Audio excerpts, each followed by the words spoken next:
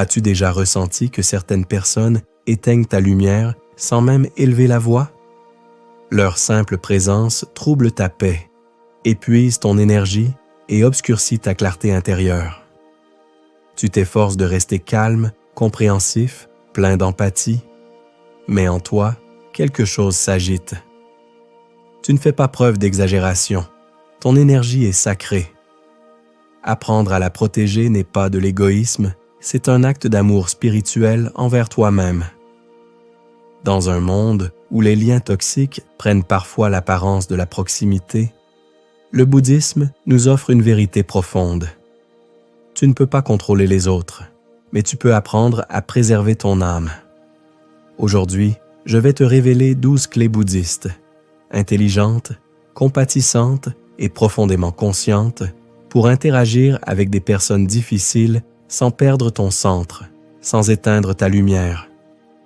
Il ne s'agit pas de fuir, mais d'élever ta vibration, afin que plus rien, personne, ne puisse t'entraîner dans le chaos. Abonne-toi à la chaîne et active la cloche, car cette vidéo n'est pas qu'un simple conseil, c'est une pratique de liberté intérieure qui peut te rendre la paix que tu avais peut-être perdue. Mini-histoire zen. Le poison dans la tasse. Dans un temple entouré de cerisiers en fleurs et de silence, un jeune disciple entra précipitamment dans la salle de méditation, le visage en feu. Il s'inclina devant le maître et, d'une voix agitée, dit « Maître, j'en ai assez. Quelqu'un me ridiculise sans cesse, me provoque, me fait me sentir inférieur dès que je parle. Je ne sais pas comment répondre sans tomber dans son jeu. Que dois-je faire ?» Le maître le regarda en silence, puis prit 2 tasses de thé. Dans l'une, il versa une infusion parfumée. Dans l'autre, quelques gouttes de poison. « Imagine, » dit le maître, « que cette personne t'offre une tasse remplie de poison. Avec des paroles blessantes, des moqueries ou du mépris, tu peux la boire ou la laisser là, sur la table. Qui s'empoisonne si tu refuses de la boire? Celui qui l'a apportée, répondit lentement le disciple. Exactement. Tu n'es pas obligé d'absorber le poison que les autres portent en eux. Ta seule responsabilité est de garder ta propre tasse claire et pure afin que, lorsque la paix arrive, tu puisses la recevoir sans amertume. Le disciple baissa les yeux et, pour la première fois depuis des jours, il respira en paix. Cette histoire nous rappelle que le véritable pouvoir ne réside pas dans le contrôle des autres, mais dans le choix conscient de ce que nous laissons entrer dans notre cœur. Les critiques, les provocations, la manipulation ne nous blessent que si nous les acceptons. Et sur le chemin bouddhiste, protéger sa paix n'est pas une faiblesse, c'est de la sagesse en action. Avec cette clarté dans l'âme, je souhaite aujourd'hui te partager 12 manières intelligentes, conscientes et profondément transformatrices de gérer les personnes toxiques à travers la vision du bouddhisme. Non pas à partir du conflit, mais à partir de la sérénité. Non pas depuis l'orgueil, mais depuis la compassion et la paix intérieure. Prends une respiration profonde, ouvre ton esprit et prépare-toi à retrouver ton énergie et ton centre. Commençons. Ne prends rien personnellement. L'un des enseignements les plus libérateurs du bouddhisme dit « Rien de ce que fait l'autre n'est à propos de toi, mais à propos de son propre esprit. » Cela peut paraître simple, mais c'est une vérité profondément transformatrice. Quand quelqu'un te critique, t'ignore ou te blesse par ses mots ou ses attitudes, ta première réaction peut être « Qu'ai-je fait de mal? Pourquoi me traite-t-il ainsi? Qu'a-t-il contre moi ?» Mais en réalité, cela n'a souvent rien à voir avec toi. Ce que cette personne projette, son jugement, sa colère, son mépris, parle bien plus de son monde intérieur que de ta valeur. Comme l'enseignent les moines zen, quand quelqu'un te lance du venin, ce venin vivait déjà en lui. Tu n'as fait que le révéler. Comprendre cela, ce n'est pas excuser les comportements nocifs, c'est reprendre ton pouvoir. Quand tu ne prends rien personnellement, tu cesses de porter des poids qui ne t'appartiennent pas. Tu sors des conflits que tu n'as pas choisis. Et surtout, tu ne remets plus ta paix, entre les mains de ceux qui ne savent pas en prendre soin. Souviens-toi, un esprit en paix n'a pas besoin de se défendre à chaque attaque. Un cœur serein ne réagit pas depuis la blessure, mais depuis la conscience. C'est ainsi que commence l'art de gérer les personnes toxiques, non pas dans la réaction, mais dans la compréhension profonde que tu n'es pas responsable de l'ombre de l'autre. Ton véritable travail, c'est de ne pas porter ce qui ne t'appartient pas. Protège ton champ énergétique. Il y a des personnes qui ne blessent pas par leurs mots, mais qui épuisent rien que par leur présence.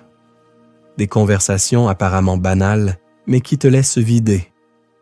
Des lieux qui ne sont pas bruyants, mais dont l'atmosphère est lourde. Car au-delà du corps physique, nous sommes énergie. Et comme l'enseignent les traditions orientales, tout comme tu prends soin de ton corps, tu dois aussi apprendre à protéger ton champ subtil. Dans le bouddhisme tibétain, comme dans de nombreuses écoles de guérison énergétique, il existe une pratique puissante. Protéger ton aura avant d'entrer dans un environnement dense ou face à une personne perturbante. Et comment faire cela? Par quelque chose de simple, mais profondément efficace, l'intention. Avant cette rencontre, cette conversation difficile ou ce moment qui te bouleverse, ferme les yeux, respire profondément et visualise une sphère de lumière blanche qui entoure tout ton corps. Tu peux l'imaginer émanant de ton cœur ou de ton sommet de tête. C'est une lumière douce, mais ferme. C'est ton espace sacré, ton énergie contenue, ton aura protégée. Ce n'est pas de la fantaisie, c'est de l'intention énergétique. Et une intention accompagnée de pleine présence transforme ta vibration. Cette visualisation devient un message silencieux adressé au monde et à toi-même. Je suis en moi, je suis présent. Je n'absorbe pas ce qui ne m'appartient pas. Avec cette pratique, tu entraînes ton système subtil à reconnaître ce qui te nourrit et ce qui t'alourdit. Il ne s'agit pas de rejeter l'autre avec jugement, mais de protéger ta paix sans confrontation. Comme le disait un maître tibétain, tout ce qui entre dans ton espace ne mérite pas d'y rester. Et tu as le pouvoir de choisir ce que tu laisses entrer en toi. De la même manière que tu fermes la porte de ta maison pour préserver ton repos, apprends à refermer ton aura pour préserver ton énergie. Et le plus beau, c'est cela. Quand ton champ est bien contenu, la toxicité n'entre plus. Elle ne se combat pas, elle se dissout, non pas par lutte, mais par vibration. Ne réagis pas, respire. Le Bouddha disait « Respire profondément, et tu sauras comment agir avec sagesse. » Et ce n'est pas une simple métaphore. Au moment précis où quelqu'un te provoque, te défie ou te lance une critique déguisée en plaisanterie, ton corps passe en alerte, le cœur s'accélère, la mâchoire se crispe, les pensées veulent se défendre, l'ego veut réagir tout de suite. Mais le bouddhisme t'invite à une réponse radicale et lumineuse. Ne réagis pas, respire. La respiration consciente n'est pas seulement de l'air, c'est l'espace sacré entre le stimulus et ta réponse. Ce court instant où tu peux choisir, vais-je répéter l'ancien schéma? Vais-je laisser pénétrer le poison de l'autre? Ou vais-je respirer et reprendre le pouvoir sur mon énergie? Lorsque tu respires en pleine conscience, l'esprit s'éclaircit, le corps s'apaise, la fréquence s'élève et l'ego se tait. C'est comme si ce souffle murmurait à ton âme: tu n'as pas besoin de réagir pour prouver ta valeur. Tu es en sécurité. Ton silence est aussi une réponse. La majorité réagit par impulsion, mais le sage répond depuis la conscience. Et cette différence subtile change tout, car celui qui te provoque cherche quelque chose. Une faille, une réaction, une perte de ton calme. Mais quand tu refuses de jouer ce jeu, quand tu respires simplement, que tu observes et que tu choisis, sa provocation se désarme d'elle-même. Et c'est cela qui trouble le plus l'ego de l'autre. que tu aies trouvé, dans ton souffle, un refuge plus solide que tous les mots. Alors souviens-toi, ne te défends pas trop vite. Ne justifie pas ce qui n'a pas besoin d'être expliqué. Respire et laisse ton silence conscient répondre à ta place. Apprends à dire non sans culpabilité. Sur le chemin spirituel, on confond souvent compassion et complaisance. Mais le Bouddha l'a enseigné clairement. La véritable compassion commence par soi-même.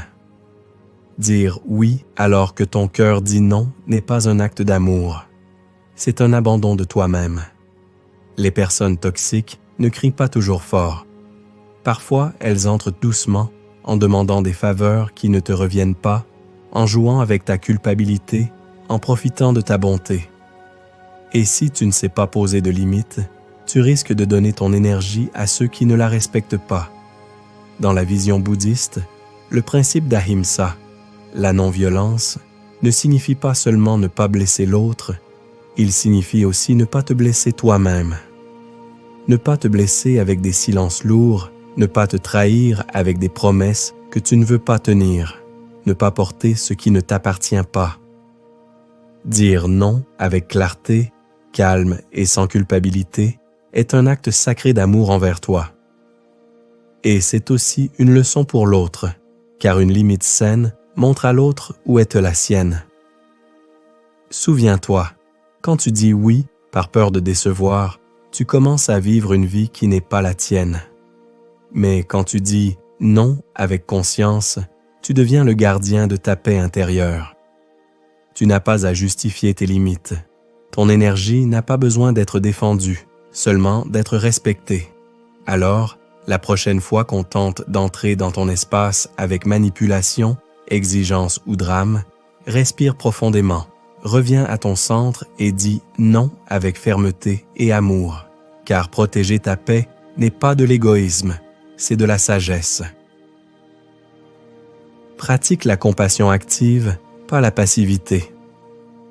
Dans la vision bouddhiste, la compassion, karuna, n'est pas une faiblesse. Ce n'est pas tolérer les abus, ni taire ta vérité pour ne pas déranger l'autre. Être compatissant, ce n'est pas se laisser écraser, c'est comprendre que l'autre agit peut-être depuis sa douleur, ses blessures, ses manques, mais cela ne veut pas dire que tu dois devenir le réceptacle de son ombre. Il y a une grande différence entre ressentir de la compassion et rester prisonnier de dynamiques toxiques par peur de paraître dur, froid ou égoïste. La compassion active, c'est autre chose. C'est regarder l'autre avec bienveillance, mais te regarder toi-même avec la même tendresse. C'est dire « Je vois ta souffrance, mais je ne la prends pas sur moi. Je reconnais ta blessure, mais je ne te laisserai pas me blesser. » Car si ta compassion ne t'inclut pas, elle n'est pas entière. Le Dalai Lama l'a exprimé avec sagesse. La compassion véritable ne signifie pas tolérer l'intolérable. Poser des limites dans le calme, s'éloigner sans haine, protéger ta lumière, c'est aussi une forme d'amour. Un amour qui ne crie pas, ne frappe pas, mais qui se lève avec dignité et dit « Jusqu'ici, par respect pour toi et par amour pour moi. » Quand tu comprends cela, tu ne vois plus la protection de ton énergie comme de l'égoïsme, mais comme un acte de clarté spirituelle. Souviens-toi, la vraie compassion ne te rend pas plus passif, elle te rend plus conscient. Et parfois, le plus grand acte de compassion, c'est de dire au revoir avant de te briser. Ne cherche pas à changer l'autre. Au cœur de la souffrance humaine se cache un schéma silencieux mais puissant, le désir que l'autre soit différent. Si seulement il était plus conscient, s'il comprenait ce qui me fait mal, s'il changeait d'attitude, alors nous pourrions être en paix. Ce désir semble noble, mais en réalité, il s'agit d'une forme subtile d'attachement. Car lorsque tu t'accroches à l'idée que l'autre doit changer pour que tu sois en paix, tu remets ton pouvoir entre ses mains. Le bouddhisme enseigne que la racine de la souffrance est l'attachement, et l'un des plus difficiles à lâcher est l'attachement à l'attente. Accepter ne veut pas dire se résigner. Accepter ne veut pas dire justifier l'injustifiable. Accepter, c'est comprendre que tu ne peux pas contrôler l'évolution de l'autre et que placer ta paix intérieure entre les mains du changement d'autrui, c'est bâtir sur du sable. Comme le disait le Bouddha, « Toi seul dois faire l'effort, les sages ne font qu'indiquer la voie. » Accepter, c'est dire « Je peux t'aimer, mais je ne peux pas faire ton travail intérieur à ta place. Je peux comprendre ta douleur, mais je ne resterai pas là où je me blesse. » La véritable transformation n'a pas lieu quand l'autre change, mais lorsque toi tu lâches le besoin qu'il change.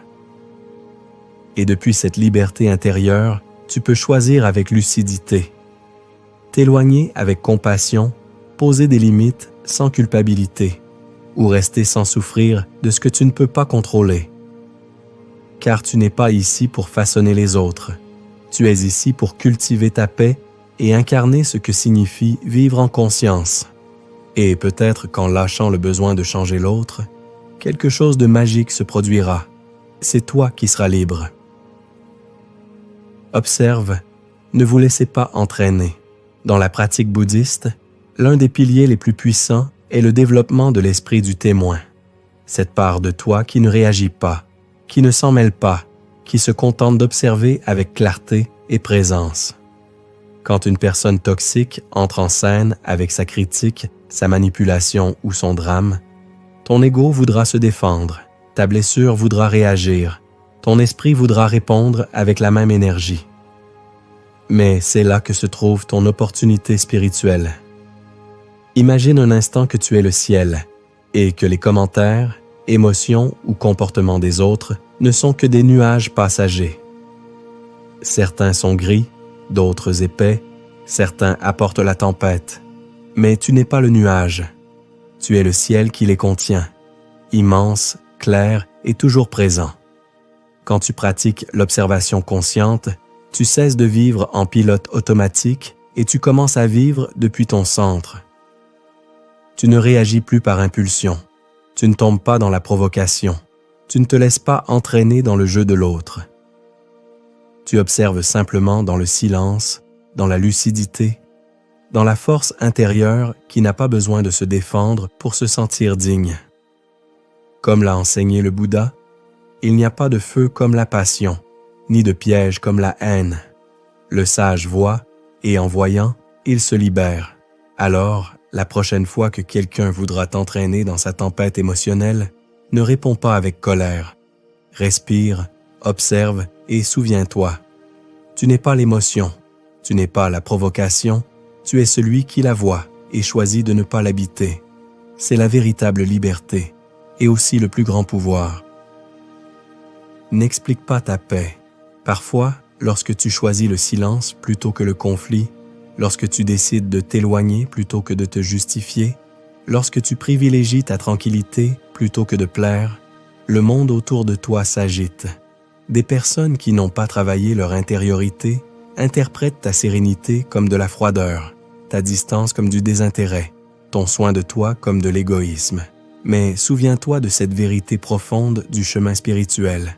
Tu n'as pas à expliquer ta paix à ceux qui vivent encore en guerre avec eux-mêmes. Le bouddhisme enseigne que lorsqu'un être s'éveille, la première chose qu'il fait est de protéger son énergie, non pas par arrogance, mais par compassion. Car la véritable paix n'est pas complaisante, elle est consciente, et cette conscience t'apprend que ton énergie n'est pas une monnaie d'échange, ni ta présence une obligation. Celui qui te valorise le fera sans que tu aies à justifier ta sérénité. Celui qui te comprend saura que derrière ton silence se cache la sagesse. Comme dit un proverbe zen, le silence répond aussi, la distance protège aussi, et la paix met aussi des limites. Alors ne te sens pas coupable de ne pas expliquer ton processus à ceux qui ne veulent pas le comprendre. Ne gaspille pas ta lumière à vouloir illuminer ceux qui refusent d'ouvrir les yeux. Ta paix est sacrée et n'a pas besoin d'approbation, juste de protection. Car lorsque tu choisis de t'habiter plutôt que de t'expliquer, tu deviens un sanctuaire, et tous ne sont pas prêts à y entrer. Choisis tes batailles intérieures. Sur le chemin spirituel, il ne s'agit pas de gagner des disputes, mais de préserver la paix intérieure. Il y a des moments où quelqu'un lance une critique, une provocation ou une parole blessante, et ton esprit, presque par réflexe, veut répondre, se défendre, corriger, s'expliquer. Mais c'est là que commence la vraie pratique. Est-ce que cette bataille vaut vraiment ton énergie? Le bouddhisme nous rappelle que tout ne mérite pas de réponse, car souvent l'impulsion de réagir ne vient pas de l'âme, mais de l'ego blessé. Comme l'océan n'est pas troublé par les vagues, le sage ne se laisse pas perturber par des paroles vaines. Apprendre à choisir ses batailles intérieures signifie se poser cette question avec honnêteté. Veux-je avoir raison ou veux-je la paix? Quand tu choisis de ne pas répondre, ce n'est pas parce que tu abandonnes, mais parce que tu es à un autre niveau de conscience. Tu commences à honorer ce que tu as de plus précieux, ton énergie. Tout n'a pas besoin d'être éclairci. Tout le monde n'est pas prêt à te comprendre. Toute tempête ne mérite pas ton soleil. Et ce n'est pas une faiblesse, c'est de la maîtrise. La prochaine fois que quelqu'un cherche à t'entraîner dans un conflit, respire et rappelle-toi. Ta paix n'a pas besoin de se battre pour exister, elle a juste besoin que tu la choisisses. Utilise l'absence comme remède. Souvent, nous insistons pour être présents là où il n'y a plus d'écoute, de respect ni de réciprocité. Mais le bouddhisme nous enseigne une vérité puissante. L'absence peut aussi être un acte d'amour envers soi-même. Tout ne se résout pas par la parole. Toute blessure ne guérit pas dans la proximité et tout lien ne demande pas plus d'efforts. Parfois, il a juste besoin d'espace. Le silence, lorsqu'il naît de la conscience et non du ressentiment, devient un remède sacré, une manière de dire « Je me retire ici, non pas par haine, mais parce que je m'honore ». Dans la pratique spirituelle, la distance n'est pas toujours une déconnexion. C'est une pause pour respirer, une limite qui protège ton énergie, une forme élevée de communication. Ma paix n'est pas négociable. Tu ne punis pas l'autre, tu te rappelles simplement que tu n'as pas à rester là où tu ne fleuris pas. Comme le dit un enseignement zen, le lotus ne cesse pas d'être beau parce qu'il pousse loin du bruit. Il fleurit simplement en silence. La prochaine fois que tu te sentiras épuisé par une relation, une conversation ou une présence, demande-toi sincèrement « Que dois-je faire maintenant ?» Insister ou me retirer avec amour. Souviens-toi, l'absence peut faire mal, mais elle peut aussi guérir, et souvent, dans ce silence, commence ta véritable transformation. Renforce ta pratique intérieure. Dans un monde qui te pousse sans cesse à réagir, courir et te défendre, retourner à l'intérieur est un acte révolutionnaire. Le bouddhisme enseigne que l'esprit entraîné est ton véritable refuge, et cette force ne se construit pas au milieu du bruit, mais dans la pratique constante du silence, de la pleine conscience et de la connexion à ton essence.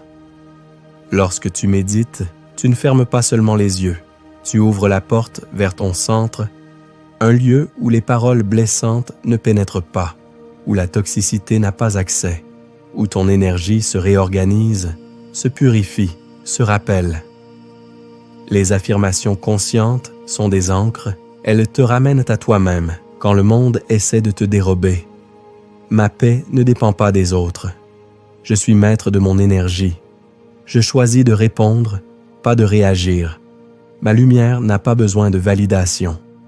Et si à cela, tu ajoutes des pratiques de purification énergétique comme l'encens, les bains de sel, la respiration profonde ou la visualisation de lumière, tu commences à créer un bouclier invisible mais bien réel.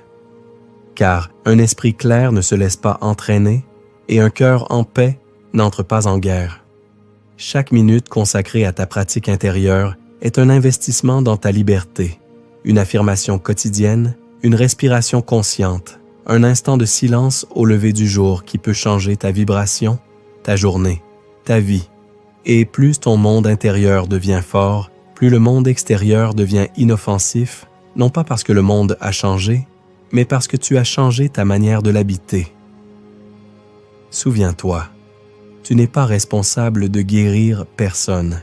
L'un des fardeaux les plus invisibles et lourds que beaucoup portent en silence est la croyance qu'ils doivent guérir l'autre. On nous a appris que l'amour est sacrifice, que si quelqu'un souffre, nous devons rester, que si quelqu'un est brisé, nous devons nous accrocher à sa douleur pour l'aider à guérir. Mais le bouddhisme nous offre une vérité libératrice. Accompagner n'est pas porter. Aimer n'est pas oublier ta paix. Tu peux tendre la main, mais pas parcourir le chemin à la place de l'autre. Tu peux allumer une lumière, mais pas forcer quelqu'un à voir. Tu peux embrasser avec compassion sans devenir le réceptacle de son obscurité. Chaque être a son propre chemin d'apprentissage, et lorsque tu tentes de prendre en charge le travail intérieur de l'autre, tu t'épuises, mais tu voles aussi à cette personne l'opportunité de s'éveiller par elle-même.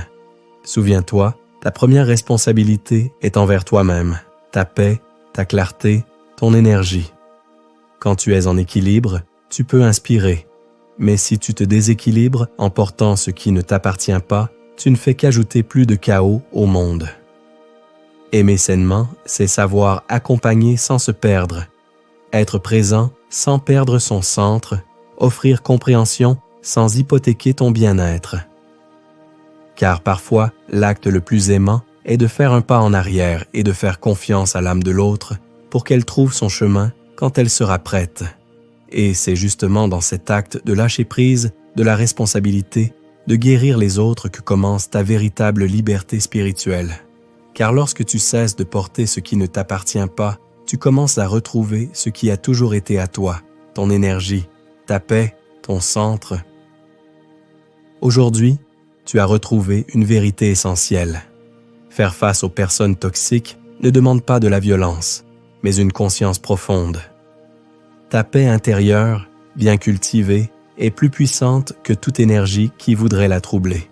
Si ce message a touché ton cœur, je t'invite à liker, à t'abonner à Le Silence du Bouddha et à partager cette vidéo avec quelqu'un qui a besoin de se souvenir de la force et du pouvoir qui résident en lui.